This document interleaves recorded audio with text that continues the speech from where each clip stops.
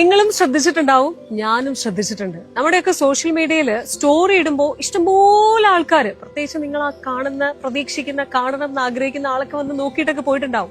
പക്ഷെ ഒരു പോസ്റ്റിലേക്ക് വരുമ്പോൾ നമ്മൾ എപ്പോഴും എല്ലായ്പ്പോഴും കാണുന്ന പോലെ ഒരു ലൈക്കോ ഒരു കമന്റോ ഇല്ലെങ്കിൽ അടിപൊളി, ഞാൻ കണ്ടിരുന്നു, സോ പ്രൗഡ് ഓഫ് യു എന്നൊരു വാക്കോ അങ്ങനെ എത്രയോ പേര് നമ്മളെ ഫോളോ ചെയ്യുന്നുണ്ടാവും. ശരിക്കും നമുക്ക് അവരുടെ ഒരു വാലിഡേഷന്റെ ആവശ്യമൊന്നുമില്ല. പക്ഷെ ഇത് നമ്മൾ കീനായിട്ട് ഒബ്സർവ് ചെയ്യാം.